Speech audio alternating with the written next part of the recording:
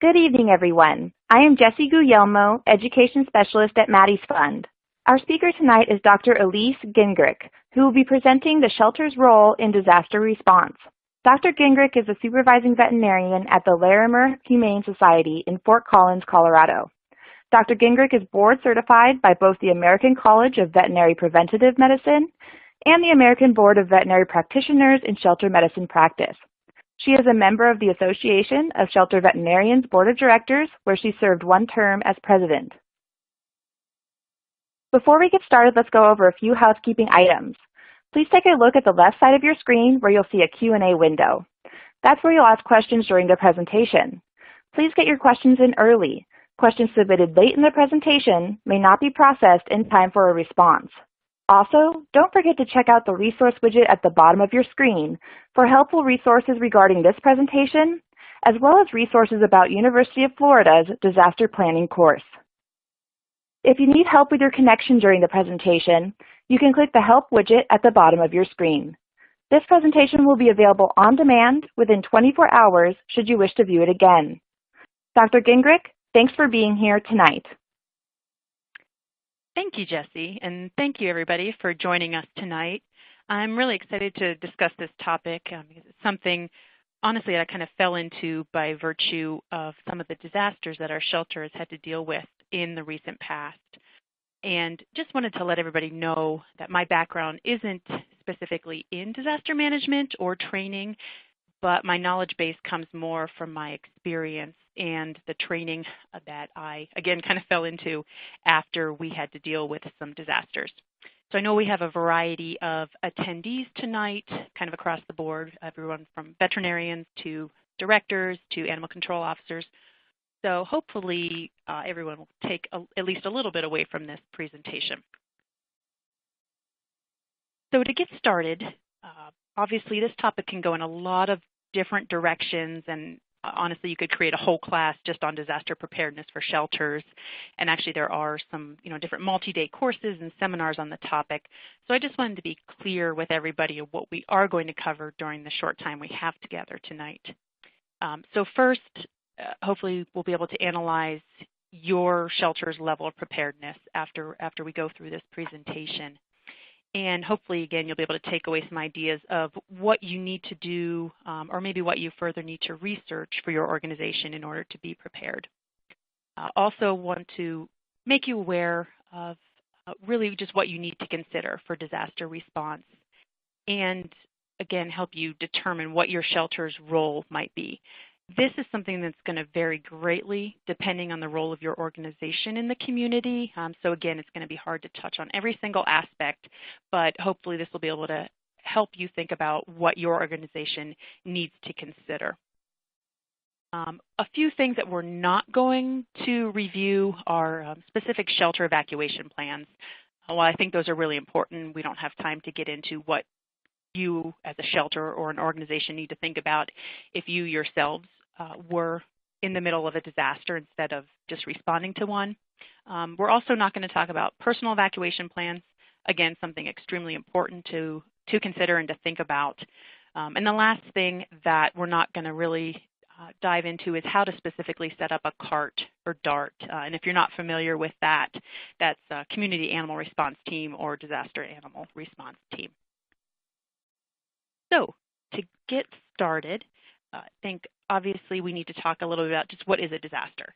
And I'm sure right away when I say the word disaster, everyone immediately thinks of floods or hurricanes, earthquakes, volcanoes recently in Hawaii. But essentially disaster, I think what we need to remember is that a disaster is really any event that overwhelms the existing resources that are needed to respond to that event. So it's something that can be natural, like, again, what everybody thinks of, but they can also be man-made. So think of a chemical attack or bioterrorism. Disasters can cover a limited or even a wide range as far as geography goes. So it can be, really, 1 square mile up to, thousands of acres covered by, say, a forest fire. And again, it's something that can be, a fast onset or a slow onset. And again, any time of year, and it can affect anyone at any place. So again, I know those seem pretty basic, but it's just something to keep in mind as we're getting started. And when we're talking about impact on community with disasters, these might seem pretty obvious, but I think they're things everybody needs to keep in mind that sometimes when we do get into the middle of disaster, we may forget about. So anytime disasters occur, you can see disruption of utilities and public services. And I think a great example, think about cell phones. Just think about how often you use your cell phone every day. If you have a major disaster that wipes out multiple cell phone towers, all of a sudden that cell phone is no longer useful. So you need to find some other way to communicate. And in this day and age, obviously everyone relies on that so much. So it's that's just one little piece that can greatly impact everybody. Obviously with disasters too, depending on the size, the medical facilities and in our cases, veterinary hospitals can be very quickly overwhelmed just trying to deal with and respond to injuries that are occurring because of the disaster. And obviously these effects can be cascading and just become absolutely crippling to everyday life. And they affect people, obviously, in lots of different ways, from death, which might be death of family members, friends, or even pets. Obviously, people can become injured. They may become ill either during or after a disaster, or they may suffer from shock, or maybe a combination of all these different things that are impacting them. And I think it's important to remember that during these disasters, that can really lead to isolation for those that are affected. And that's both physical and emotional. And obviously that really affects people and affects how they respond or are able to respond to disasters. And then obviously for us, this is where we come in, kind of in the animal world. I think we all know, but it's important to remind ourselves that animals are affected in much the same way. So animals can suffer illness and injury during disaster, but they also have loss of family, their home, that security, that routine. I think we're all pretty familiar with how much a lot of animals really rely on routine. And when you have a disaster, obviously that completely disrupts that routine for that animal, for that family. And not only are they experiencing the stress of the disaster itself, now their routine is gone, and so there's more stress added on to that. And I think that's something we're probably all pretty familiar with just day to day in our shelters. We see that. So just imagine what's occurring in a disaster and how much that increases that sense of insecurity, if you will. And it's also important to remember that it's not just pets that are affected. Obviously, we can be dealing with livestock. If you have a research facility in your area, there are likely animals in that facility. If there's a zoo in the area or a wildlife park, or even just the wildlife, depending on where you live, you may have wildlife around you, and they can also be affected by these disasters. So now that we've talked a little bit about disasters, obviously we want to talk a little bit about why it's important to prepare. And I think, when you say that to people, obviously, you need to prepare for a disaster. I think everyone says, well, yeah, of course you do. But I think really you need to think about why you want to and need to prepare. In the sheltering world, I think we're somewhat used to being reactive. We know we can suddenly get several litters of kittens in on one day or become involved in a hoarding case, and we have to add more animals to our already full shelter. So I think sometimes in the sheltering world, we can become just a little bit complacent in our need to be ready for disaster response. But if we can prepare ahead of time, then we're able to respond that much more quickly and efficiently, and then we can better adapt to things that we can't plan for, such as a disaster. And there's always going to be something that we can't plan for. So think about it as if you were planning for an outbreak in your shelter, which I think in some cases that in and of itself could be considered a disaster. But, with an outbreak response, you have a plan in place so that your staff know what to do as soon as an outbreak happens. And knowing that plan is in place helps staff because then they're less stressed because they know what to do, and they know by doing that they can prevent further damage, in that case, disease in the shelter, and they can prevent further suffering too. So preparation, essentially allows people to help themselves, and it can help reduce that damage and stress. And in the bigger sense, in the community, it also helps keep families and pets together and can definitely help prevent loss of life and prevent suffering as well. And I think we all know, again, in the sheltering world, the importance of the human-animal bond. I mean, that's something that we see and deal with every day in our line of work. And when it comes to disasters, it becomes so much more evident. People obviously view their pets as members of the family, and their expectation is that if they have pets, those pets are also going to be cared for in an emergency. And we know that if there are not services available, pet owners sometimes actually refuse to evacuate, or maybe they try to go back into an evacuation zone to rescue their animals. And obviously that's dangerous for a number of reasons. They're placing themselves at risk, but they're also placing first responders at risk, because now if some individual has gone back into an evacuation zone, those first responders are going back in after them. And again, something I think we're probably all pretty familiar with, but this really came to a forefront after Katrina. After we saw what happened, just from disaster response in general, but particularly around household animals. We saw people just refusing to evacuate because they couldn't take their animals with them.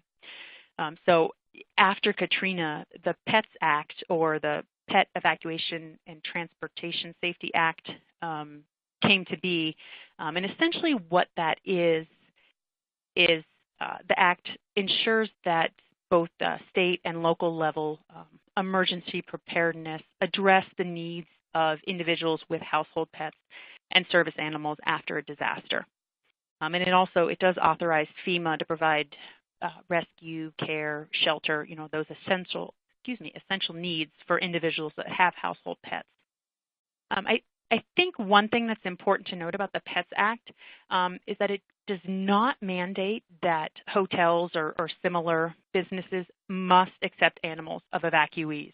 I think that's something that was misconstrued a lot in social media posts during the numerous floods last year. I know I saw it posted numerous times. It definitely does not mandate that at all. Those hotels are still private businesses, and they can choose to do what they want.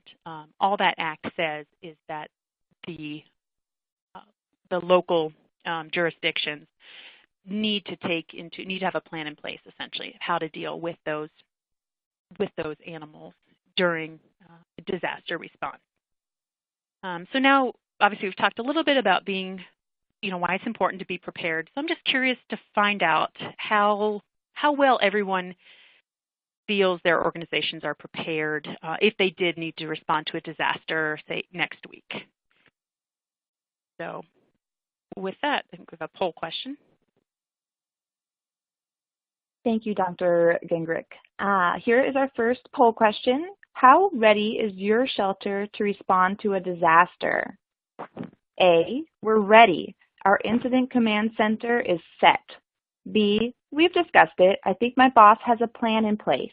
Or C, are you kidding? I'm just trying to survive kitten season. Go ahead and answer this on your screen and not in the Q&A window. And I do want to remind everybody, if you have any questions, go ahead and get them in early so we have enough time to process them at the end of the presentation. Give you another few seconds to answer. And here are our answers. What do you think, Dr. Gingrich? Okay, well, looks like we're kind of across the board, which is great. It looks like we've got probably about a third of the organizations that are, sounds like they're pretty much set, and maybe some of the others that need a little work. And those of you just struggling with kitten season, I totally understand, because we're kind of in that boat right now too.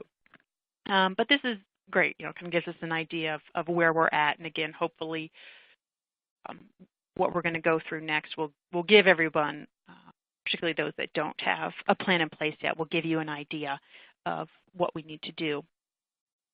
So I just wanted to go over essentially just a little bit of my recent experience to kind of let you know what I had to deal with as far as disaster response, and talk a little bit about what I learned from that and essentially how that plays into determining how to figure out what your role is in disaster response. So 6 years ago, we had the High Park fire here in, I'm in, again, northern Colorado. And so this time, 6 years ago, that's what we were dealing with. At the time, it was the third largest fire in Colorado history. It was over 87,000 acres. It was literally just north of Fort Collins, where I'm currently located.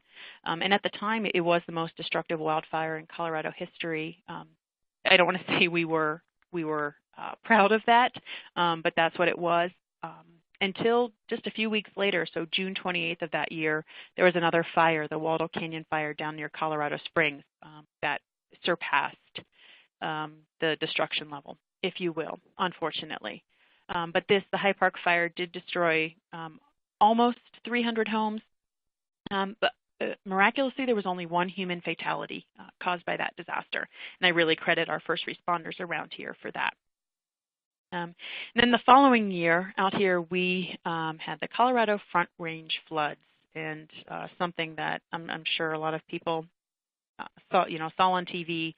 Unfortunately, have been reminded of the power of water a lot over the past couple of years with the floods in this country. But for us, those Front Range floods was just a huge geographic area. So almost 200 miles from north to south, and 17 counties affected. Almost all of them had federal emergency declarations. In our county alone, which is Larimer County, you can see the stats there, how many miles were affected, and over 1,500 homes and 200 businesses were just destroyed. And there was extensive road damage in the Big Thompson Canyon, which is one of the main canyons in our county that, and it leads up to Estes Park, where Rocky Mountain National Park is. So if any of you have been out there, that's one of the main routes for getting up there. In the pictures in the previous slide of that road destruction, that was the road that got you up there. And they, amazingly, they had a temporary road fix by, I think it was that following December or January, but they've been working on it ever since, and only just recently have pretty much finished that road. So that just gives you an idea of how much destruction, or even the amount of destruction that floods cause. And then this picture, this is what's called the 416 fire. This is burning right now outside of Durango. This one is almost 35,000 acres, and as of yesterday, it was only about 37% contained. So it's, for us in this area, wildfires are our issue that we have to deal with, and unfortunately, we're frequently reminded of it. But what, essentially the lessons we learned, most of them were from our experience with the High Park fire. And our main role at that time as a shelter was sheltering displaced animals. So we sheltered over 600 animals during that fire. Not all at the same time by any means, but throughout that, several weeks that fire was going on, we had evacuees coming and going, and we were sheltering just about everything. These are just, some examples of the animals we had. We did not shelter horses specifically at our shelter, but we worked closely with the other local organizations that did. They were housed out at our county fairgrounds. But at the shelter, we, obviously took dogs and cats. Those two Pyrenees you see in the picture actually came into and left our shelter 3 times because these gentlemen, they had to evacuate, and then they were given the all clear, had to evacuate again, and that happened 3 times for them. And chickens. We had a lot of chickens. We normally see a fair amount of chickens coming into our shelter because there's a lot of backyard poultry in our area, as I'm sure there is in some other areas. But we housed over, I think it was close to 200 chickens during that time. And the amazing thing was that they were all reclaimed during the fire, because a lot of them were picked up by our animal control officers that were going into areas that had been evacuated.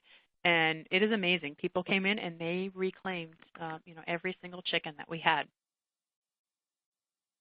But what this fire taught us, the big thing, essentially, was that we weren't prepared. So this is really what got the ball rolling for us.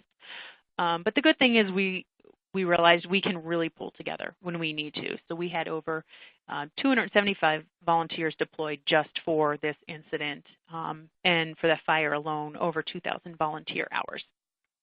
So it was pretty amazing. So like I said, it taught us that we definitely weren't prepared. So obviously, I've kind of been harping on this. Yes, we need to be prepared. So what do we do? Where do we start? So I think first and foremost is really to determine what your shelter's role is. If you've not been involved in disaster response with your organization, first you really need to determine what your role is in the community, and that's going to guide what you need to do. And looking at these, essentially different services that could be provided, I think it's important to remember that your organization may do more than one of these, or maybe it is just one, but that's the critical role that you need to fill. So I think, like I said, first and foremost, think about these different roles and what you might need to, where your organization might need to step in. And I wanted to point out this toolkit that is offered by Colorado State University Extension. And we're actually going to go through a few pieces of this, but we're not going to go into every single one in detail because there's a lot of information there. So we're just going to kind of go over the highlights. But this information is great. There's just a lot of information that can help with planning, and that's you can see the website there at the bottom, or you can just go on to Colorado State's website and look for disaster response planning. And with this, so you can see these are that's what this toolkit is. It's how to create a plan for community animal disaster plan.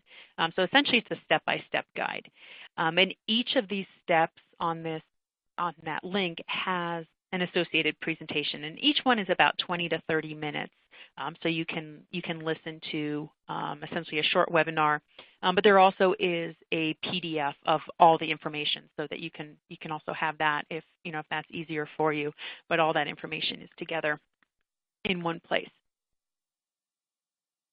So getting started with the creating a plan, the first step is really just understanding the emergency response system. So I think it's critical to have a good understanding of the basics of the emergency response system.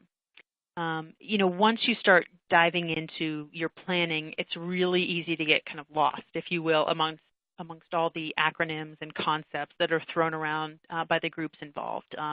If anyone's done any bit of disaster response and been involved with some government organizations, they really like their acronyms. And so, you need to know what your ICS and your EOS and all those things are. And that's where this will help you, at least, again, understand the basics so that you know where you're going. So some of the basics so that you have an understanding, I think it's important to recognize that disaster response really starts and ends locally. And by that I mean it's your local authorities. So, whether that's the city level or the county level, they really retain jurisdiction over disaster response. And it is their responsibility for the community to have that disaster response plan. And obviously that should include the animal disaster response, which is obviously where we as sheltering organizations come into play. And with some of these recent disasters that we've had in the country, everyone I think automatically thinks FEMA when they think disasters. But it's really only once the local resources and then the state resources are overwhelmed that FEMA can step in. And again, I think it's important to remember they don't just step in and take over. They essentially have to be asked to come in and take control, if you will, of the disaster response. And even in that case, then they're there temporarily, and that control then goes back to the local jurisdictions to make sure they're finishing up and cleaning up, if you will. One of the important pieces of disaster response basics is the incident command system. And this is one of those ICS, one of those government acronyms that's out there. But I think it's really important for anyone that gets involved in disaster response to understand what the incident command system is, because it's essentially what it is. It's a standardized management approach. So it allows all the different pieces to be integrated together, if you will. So looking at facilities and equipment and personnel, they can all be integrated into a common organizational structure. And what that does is it allows for a coordinated response among those various jurisdictions or the different agencies, and really establishes essentially a common process for planning and management resources. And there, again, there's a web address there at the bottom of that slide, but if you go to the FEMA website, you can very easily look up information on ICS. And essentially what ICS is, or the structure of it is here on this slide, and essentially you have your incident command, and then you have 3 primary officers, but then you have 4 main sections. And the operations section is where the animal piece is going to fall. So the actual sheltering of animals would fall under that operations section. And as far as the importance of ICS, honestly, you can put it simply as, it really prevents confusion. So, like I mentioned previously, what it does, it establishes those common processes so that everyone can have a coordinated response. Because we know, and I think we've all probably have examples of this, that when there are resources that operate informally, outside of this incident command system, it leads to a lot of confusion and just interference with those formal response operations. We've probably all seen it from a volunteer aspect sometimes. You get people that just, they want to volunteer during these major events, and they want to help, and probably have the best of intentions, but by coming in just on their own and not being part of that coordinated response, they are actually causing confusion. And it's also important to remember that, for yourselves or anybody, if you're dealing with these what we call self-deployed volunteers, is for you to remember that they actually could be liable for their actions. So, for example, in Colorado, volunteers have to be identified in the emergency operations plan, and then they do have to receive proper training and be exercised in order to be essentially covered by liability when they are responding to these disasters. So I think my big take home from this is to make sure and anyone you're working with in your community knows that you do not want to self-deploy. That it just causes so much confusion. And, we had examples of that during our response during the fires and the floods, had people just showing up. And, it's tough to sometimes deal with them because, like I said, these people, I think they have the best of intentions. They want to help, but it all just leads to more confusion for everybody that's involved.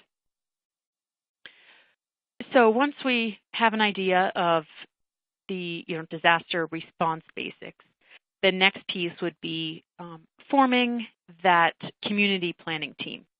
And this is where I think your role, the role of your organization might vary a bit, but it's really important to have the right people involved so that everything is considered in the response plan.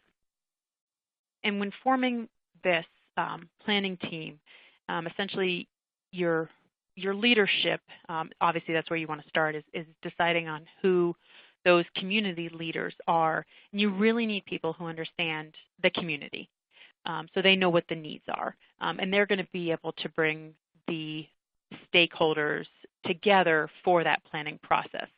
So leadership from the, again, just kind of thinking our world, the animal sheltering world, some examples of potential leadership for that piece of the planning might be animal control directors, or maybe a shelter executive director or director of operations, or perhaps it's a community veterinarian. Or if you do already have a local cart, it's the director of that cart. But again, it's important to find those people who really understand the community. And then, like I mentioned, they'll bring those stakeholders. And those stakeholders they're either individuals or maybe they're groups or even organizations, but they really have an interest in how well your program or your disaster response is going to function. And that really is vital for successful planning for the disaster response. So again, some potential stakeholders in your community might be animal control, the shelters themselves. Maybe it's rescue organizations or county extension, livestock associations. So again, depends on the needs of your community and the makeup of your community. But obviously you're just really thinking about this from an animal perspective. And realize this is also happening. We're just really focusing on the animals here. Know that this is also happening, or this same process is going on the people side, if you will. So those that deal with the humans during the disaster, that's going on as well. And at some point, you probably will be integrated because obviously, I've already talked about people and pets go together. So we need to be able to make sure we're addressing the needs of both. So next, as far as creating this plan, a big piece that might seem obvious, but we don't want to overlook it, is really just understanding what the risks and hazards are in your community. So again, I think everyone thinks about natural disasters, but you really don't want to forget about others that are out there. So just think about what type of disasters are most likely to occur in your jurisdiction. So obviously think about what happened in the past. For us, it's looking at, we've had wildfires, we've had floods, we've had tornadoes here in eastern Colorado. So think about, at least from a natural disaster standpoint, what has happened in the past. And then thinking, what might happen? What do we need to consider? Obviously that list could be endless, but think about, maybe it's your geographic location or what kind of businesses are in your area, and think about what might happen. For example, we have a major interstate literally just a couple miles from the shelter, and we've definitely had to respond to, overturned livestock trailers, which, for us, the ones we've had to respond to wasn't a major disaster, if you will, but I think that is one to think about, that can happen. But, don't forget things like urban fires or, a chemical spill or, hopefully not, but maybe a terrorist attack. Obviously, those can happen anywhere, and we need to think about how we would respond to those. So since there are so many different, disasters, if you will, just curious to get an idea of what kind of an involvement, if any, that individuals that you guys have been involved with. And it looks like we've come to our second poll question of the evening. Have you ever been part of any disaster response for any of the following? Please choose all that apply. A, floods, fire, or natural disaster. B, chemical spill. C, large-scale hoarding. Or D, transportation accident. Remember to answer this on your screen and not in your Q&A window.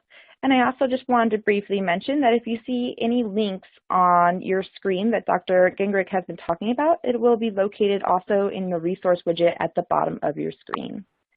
With that, I'm going to go ahead and go on to the answers. And it looks like we have our answers, Dr. Gingrich. What do you think? Okay, so yeah, not surprising. Looks like a lot of people have been involved in kind of those natural disasters, which I think probably are the most common. And then in our line of work, the large-scale hoarding, obviously also kind of the second largest category there. So, and that's something, I don't think I mentioned that too much as an example, but any of us that have been involved in those large-scale hoarding events definitely can see that as, a disaster because depending on how big they are, you can very quickly, your resources can very quickly become overwhelmed. But yeah, it does look like we've had a few people that have been involved in some of those other types of disasters, like the chemical spill and transportation type accidents. So again, I think just important to keep in mind what might happen. So along with assessing the risk in your area, you also want to identify animals that may be involved. And I alluded to this a little bit earlier, but don't just think about your typical household pets, the dogs, cats, small mammals, but obviously horses, livestock. There's more and more people that have backyard livestock. And again, if there are wild animal parks or zoos in your area, that's an area where you may be called in to help as well, depending on the role of your organization.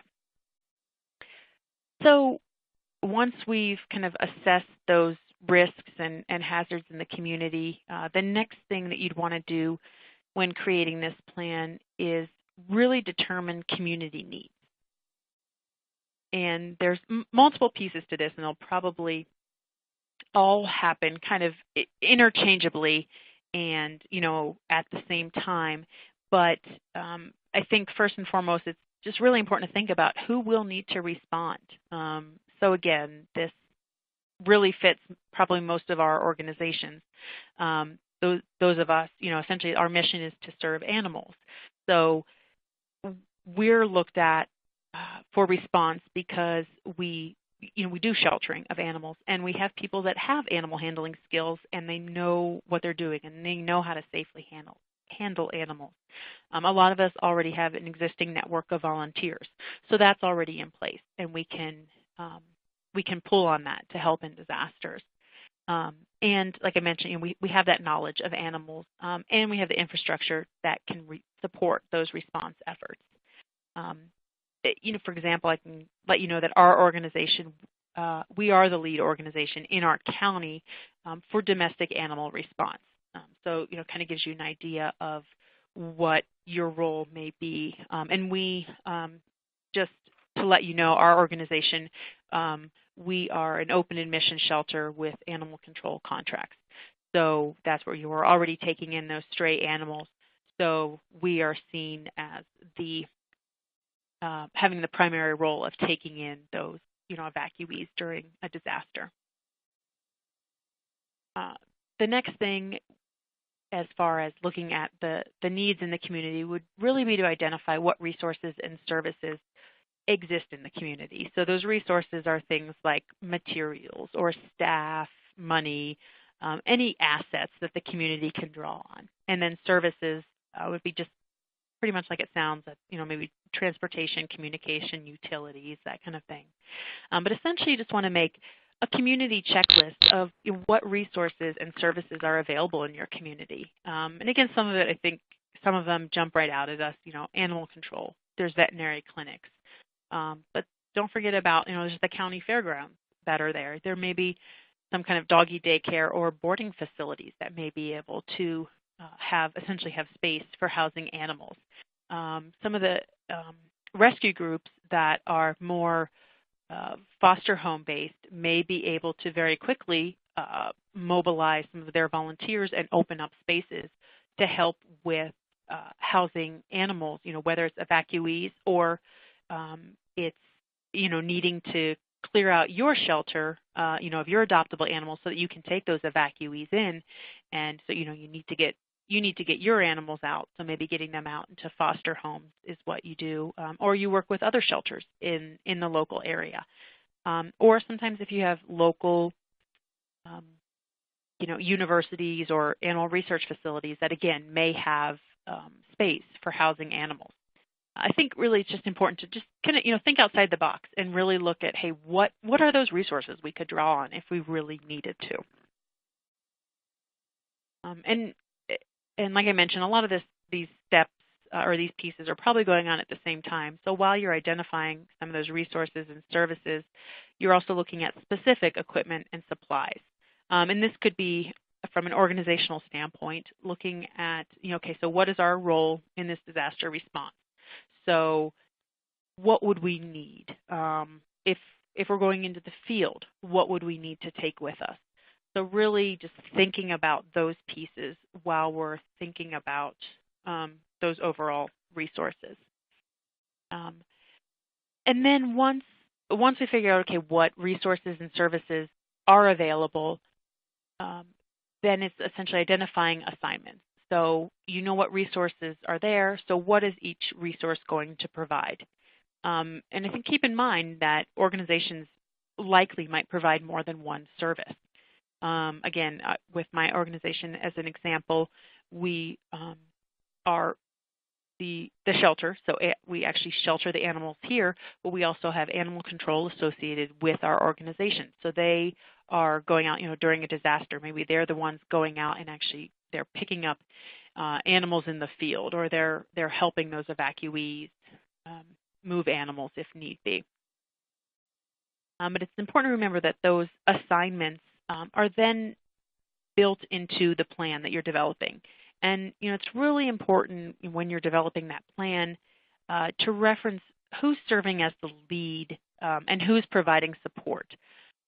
That really is going to prevent confusion at the time. Once you are in the midst of that disaster, that emergency, you know exactly who to go to and who is the lead. And then if that organization maybe needs a little bit of help, they have the other groups that have kind of the same assignment, and they can reach out to them.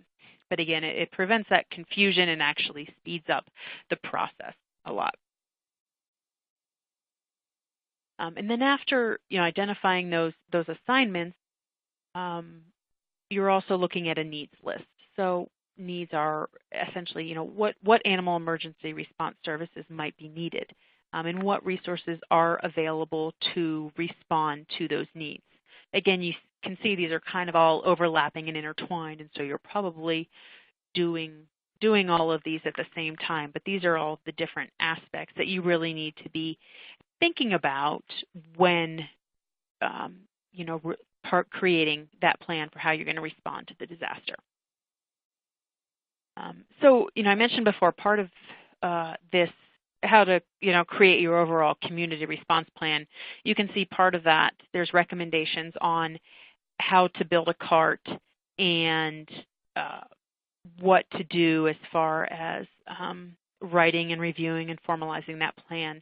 And we're not going to get into the specifics of that because we just don't have time for that. But I think it is important to think about those pieces of it. Obviously, you need to write the plan, but we're going to kind of move on to essentially making that plan work. So with that, it's so once, let's say you have that plan in place, everything is everything looks good to you. Now you want to make it work, and I think that's where some people kind of fall short. And I think even in our own organizations with we put together SOPs all the time, or plans for things in our shelter, and we forget to really put them into play to see how they work or revisit them and make sure they are working appropriately. So with disaster response, I think it's really important to have some training and exercises that your staff or key staff members can take part in. And that can be anything from tabletop exercises to maybe some local training that, if you do have a cart that's already developed or an extension agency that has training available, you can take those. There's also some online training through FEMA. And again, if anyone's done any little bit of disaster response, you're probably pretty familiar with some of these courses. But at a minimum, I'd recommend that those that are going to be involved in disaster response take at least 2 of the FEMA courses, and they're all, it's IS, if I'm remembering correctly, is independent study, but IS, and then they have a number. But the 100B and the 700A are very applicable for response in the animal field. And I use the analogy kind of for those of you, especially that are on the medical side of things, think about your medical teams and how you would prepare for an emergency. You might run CPR drills, or you review trauma assessment, so you make sure that your staff are ready to respond appropriately in a disaster. Because the more preparation you have, the less stressed your staff or your responders are going to be when it comes time and you have to deal with it in real life. So hopefully that gives everyone an idea of at least where to kind of start with planning and what to think about as far as how your organization would be involved in the planning process, and and really just what you need to think about. And it'll probably initially generate a lot more questions and to-do lists, but it's that's where you need to start to really make sure that you are prepared to respond. So I did want to give some pearls of wisdom, if you will, from the experiences we went through. Really, it just helps, hopefully it helps everybody at least kind of minimize that chaos a little bit, because when you are in the thick of it, it can very quickly become overwhelming. So I think, hopefully I've stressed it a lot so far, but really planning ahead as much as possible. Like I mentioned, that's what the big thing we found out when we responded to the fire 6 years ago, was just that we weren't prepared for that. And I mean, it was great in that since then we have those of us in management within the organization have really, come together and talked about what we need to do, how to make things run more smoothly, and we've been able to do some of those tabletop and other training exercises. But like I said, the more you have in place, just the easier it is for everyone to respond. And I'd say during an event, if you are responding to a disaster, I think it's just super important, obviously, to keep everyone updated about what's going on. And the one thing I would highly recommend is that you delegate one person in your organization to do that. We ran into that problem with our response during the fires, that we were getting updates from too many people, and it really confused our staff. And you're trying to figure out, okay, what am I supposed to be doing today? What's going on? So delegating it to one person and setting, once or twice a day that you have just quick updates so you can let everybody know. And make sure to take care of your staff and or your volunteers, who's ever responding.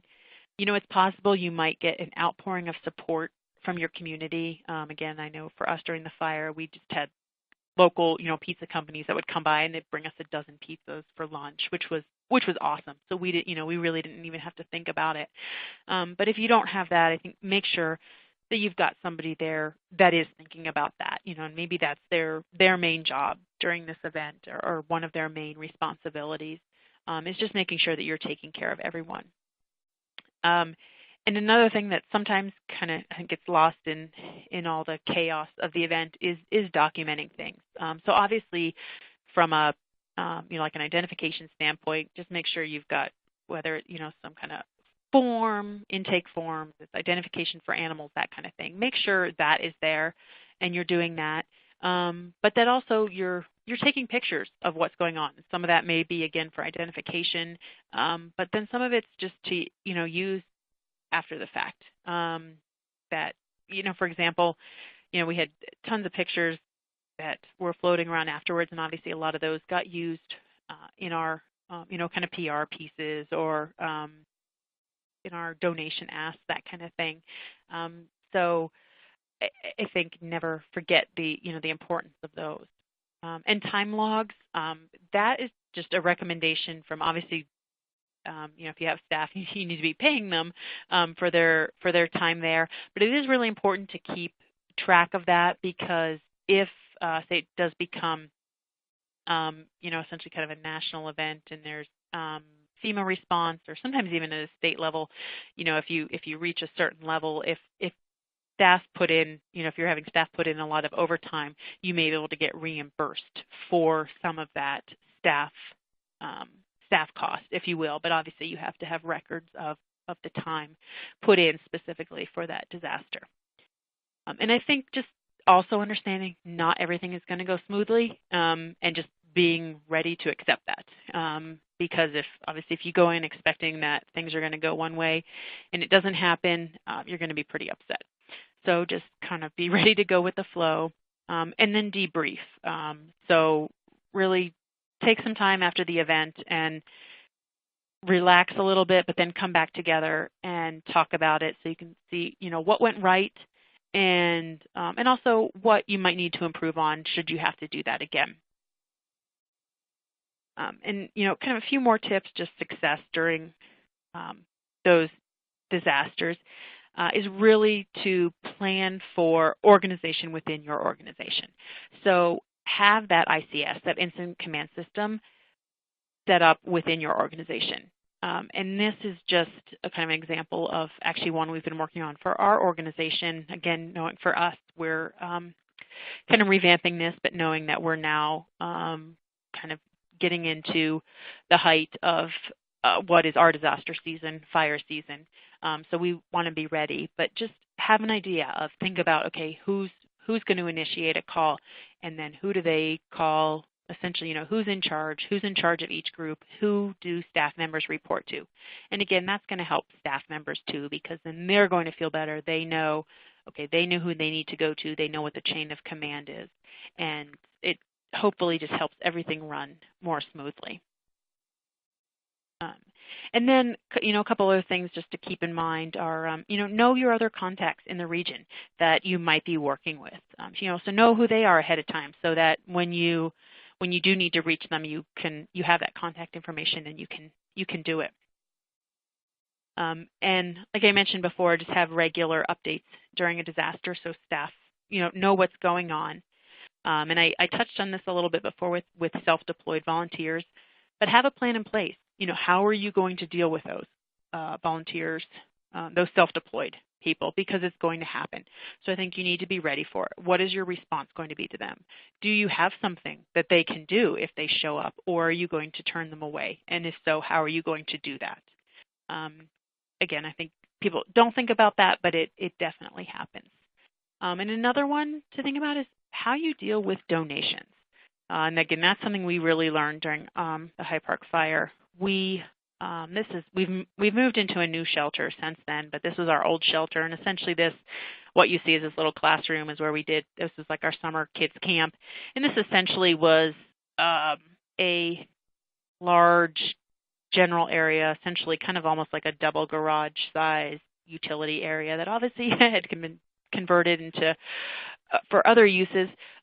But when the fire started, we didn't even ask for donations, and this picture doesn't even do it justice, but we just had in-kind donations just pouring in. People brought everything: food, paper towels, litter, you name it, it came in. And that area, should you quickly, just filled up to the point where you could barely walk. And we actually had Home Depot came out and they built this storage shed for us, donated it and put it, so we had a place to put some of these things. And we also ended up having to rent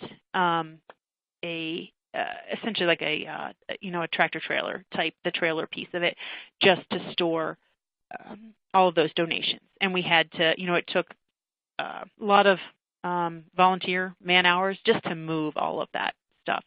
So be ready for it, because it happened. And I think the other thing to point out is to be ready for the unexpected. I mentioned this a little bit as, no, things are not going to go smoothly. Well, I think you also need to be ready for a disaster within a disaster. So during the floods, we weren't nearly as impacted at the shelter by that as we were by the fire. But during the floods, we had our animal control got a call from the first responders that essentially were going through making sure that all houses were empty. Everyone had evacuated. Lo and behold, they came across a house. Oh gosh, it was a little like 2-bedroom cabin thing, if you would, in kind of out in a secluded area that had 113 rabbits.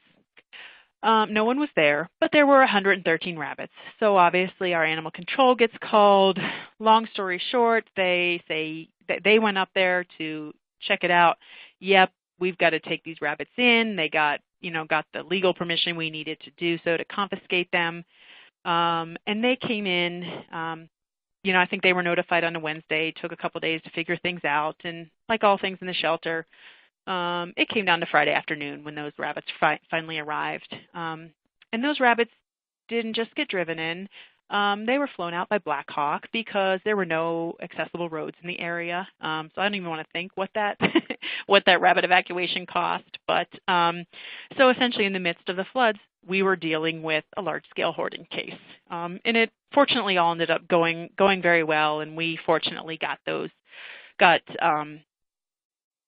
possession of those animals fairly quickly, which is, again, any of you have dealt with hoarding cases know that's so much easier when you can actually start making the decisions and don't have to hold them for weeks into months of for court proceedings.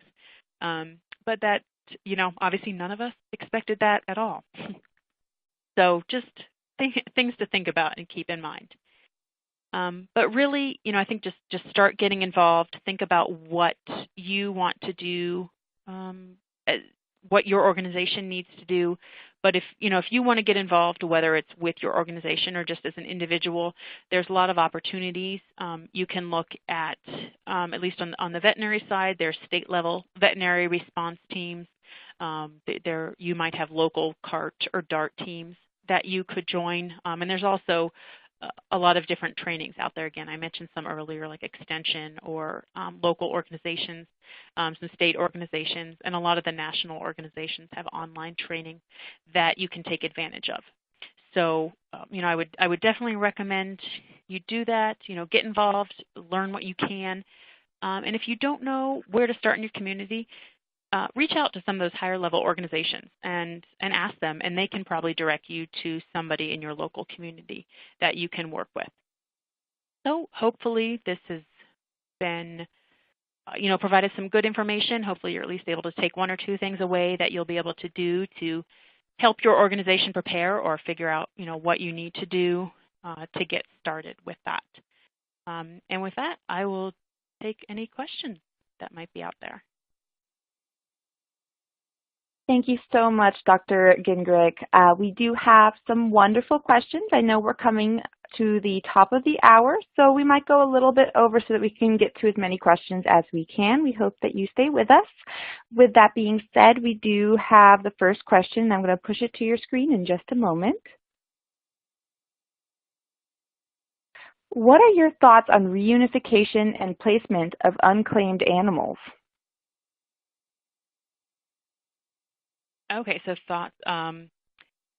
Yeah, and this obviously can be a little bit tricky. I'm guessing you mean by what if placement of unclaimed animals. I guess to me that means animals that came in during the disaster, whether they were brought in as stray or by somebody, but were unclaimed.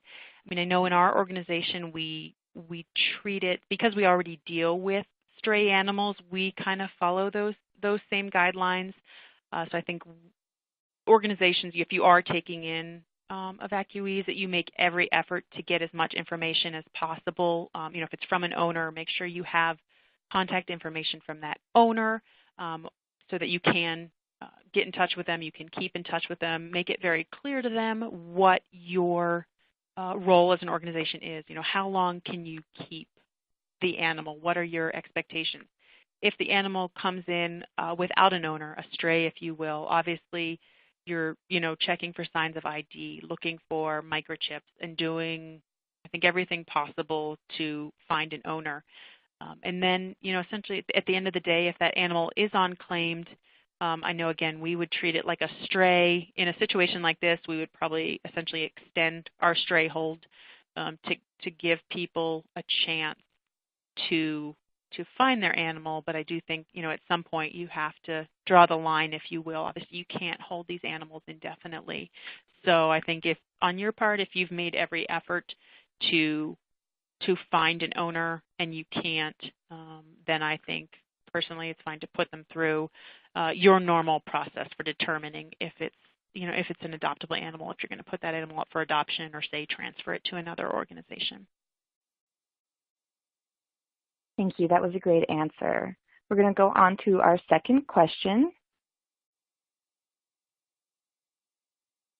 How did you house the additional animals in addition to the animals already in your shelter? Yeah, that's a great question. So like I mentioned with the High Park fires, when we had the most, we handled 600, and that was total over the, I think, about 3.5 weeks that the fire lasted. What we did, and at the time we were in our old shelter, which was like I'm sure a lot of you are used to, we joked that it was being held together by duct tape, and it literally was in some spots, and it was about a third the size of our new shelter, so we were limited on space. The first thing we did was essentially get rid of the adoptable animals in our care that we could. So we partnered with local shelters. We're extremely fortunate that we have a wonderful sheltering community out here in northern Colorado, and we immediately called up our other shelters that weren't affected and said, hey, can you take them? And we cleared those out in a day. And then animals that were, if they were stray, we still did hold on to those. I think a couple of them we might have sent to like a very local foster family, but we still had our regular obligations to, to house stray animals. But the other thing we did was if we had people coming in, a member of the public that found a stray animal and it was during the fire, we asked them if there was any way that they could keep the animal in their house. Which we allow anyways with stray animals. We call it a home report. We asked them if there was any way, could they hold on to the animal for a while instead of having it in the shelter. And actually, I would say the majority of people were extremely understanding and were willing to do that for us. So I think it was for us, it was really working with other local organizations and foster homes. That our fosters were amazing and just stepped up and said, "Yep, I can take those right now. Absolutely, let me hold on to them." So that's what helped us. Great, thank you, Dr. Gingrich. Here is our third question. Are there any federal grants for startup of disaster plans, including equipment? There are. I will be honest, I do not know the specifics on them. So I unfortunately, I can't give you specifics on what those grants are. But I do know, for example, we have a cart team that's associated with our shelter, and we have a trailer that is stocked with supplies that, should we need to go out into the field or set up a field shelter, something like that. I know that we got that trailer through a federal grant, I believe through FEMA itself. Unfortunately, like I said, I don't know specifics beyond that, but I would imagine if you check with county or state level individuals who are involved in disaster response in your area, they would probably definitely be able to direct you to them. Or honestly, depending on what your role is, if you're a part of SAWA or know someone who is, or ASV, I know they have great listservs and Facebook groups, and I think throwing a question like that out there, you might get some responses from different organizations that would be able to tell you, what grants they used or are aware of. Thank you, great information. Here's our next question. Could you still adopt out dogs or cats during the disaster? So I guess I don't know if you mean, adopt them out. I'm guessing you mean by could we still adopt out animals that were already in our care. And essentially we did not during, at least during the High Park fire, because it was such a huge response for us. We were just so focused on those evacuees that we did not. We, like I mentioned earlier, we essentially shipped out all of our adoptable animals to local shelters, and adoption was not our focus. I guess depending on your level of response, you potentially may be able to continue adoptions, but for us, we just essentially shifted gears and said, at least during that disaster, we're not going to even worry about that right now. We're going to make room for those evacuees and bring them in. Great, thank you. Here's our next question. Do you have a plan if your shelter is at risk during a disaster and you need to move your animals? That is a really good question, and I will tell you, we personally do not have a great plan in place. We have that on our list of, what do we need to do, and I think that is one of those things. Obviously, we didn't even get time to touch on that piece of it, but I think that's huge for your shelter, your organization to think about. For us, the way we've approached it is that we know, again, we kind of looked at our past risk, if you will, and our shelter itself has had minimal risk for needing to evacuate. But we have been called on to shelter animals that have been evacuated because of other reasons. So we chose to focus on that piece first of how are we going to handle these evacuees, and then once we feel good about that, then yes, we're going to look at, okay, if we need to quickly evacuate our own shelter, what are we going to do? I think we have, I would say, a very rudimentary plan in that, probably our first thing to do would be, again, talk to those regional shelters and say, hey, can you help us? We got to, we need to get out, and we need to get out quick. But yes, that is an area where we are lacking a little bit. Thank you, Dr. Gingrich. Here's going to be our last question for the evening. I'm going to share your screen in just a moment. I am interested in your thoughts about motivating and marshaling resources in small communities with limited resources. Oh, yeah, that that definitely can be tough. I think the biggest thing, if you can have, examples of how those, obviously looking at what individuals you want to be there to help you, to help your organization, finding examples, if you will, of how they would be affected and what might happen to them. And I think maybe starting with, if you can try and find those one or two people or one or two organizations that you think are most likely to be willing to kind of step up and help you, obviously start with them and then see if they can help motivate others.